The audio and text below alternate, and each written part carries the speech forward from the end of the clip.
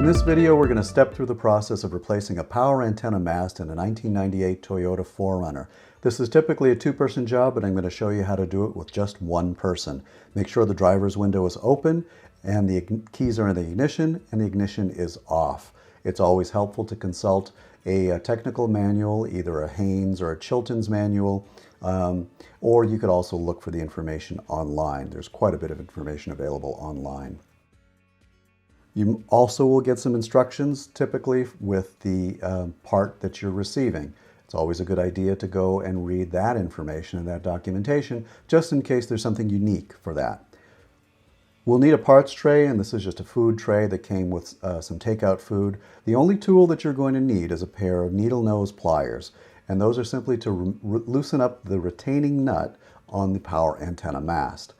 A few turns should loosen the nut enough that you'll be able to twist it off with your fingers. There's a decorative cowl that can be removed simply by jiggling it. Inspect these parts to see if there's any damage, if there's anything broken or needs to be replaced. That looks pretty good. The nut looks good also. The threads look pretty good. So from here now, once the antenna mast is ready, you're going to want to scoot around to the driver's side and turn the ignition to the accessory position. Now what that does is it triggers the radio to turn on, and the antenna mast is going to go up. Run back around, grab that mast while it's heading up, and as it's coming up, guide it out and then pull the cable out. Now take note of what direction those teeth are facing. Mine face forward, yours may face backwards or sideways. You're going to want to take a look and see if the replacement part is identical to the part that you just pulled out.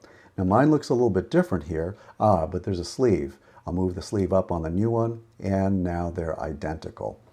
While you have the old one out, it's a good idea just to take a look at to see what the damage was. In my case, some of the teeth were worn. Sometimes this cable busts, and that is a much bigger problem.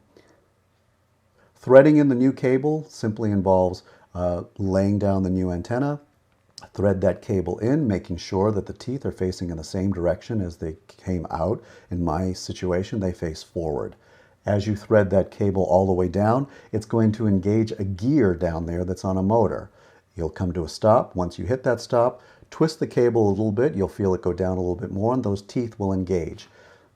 You roll that cable out so it makes a nice arc, because you're going to run around, you're going to turn the motor, the ignition off, and that will bring that cable in. Run around, go to the off position, scoot back over real quick and grab that antenna, because you're going to need to help it thread through and back into the housing. In it goes. Ta-da! You're done. That's really all there is to it in replacing it. Let's put all the pieces back together. It's simply a process of reversing the steps that you took to take this apart. A little push, jiggle and a push, and that cowling goes in place. And then put the nut back in place. Now this is a pretty dirty job when the cable comes out because it's full of grease, so you're going to want to keep a rag around.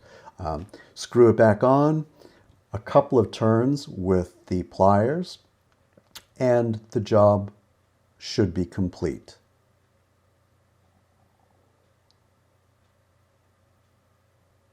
There you go.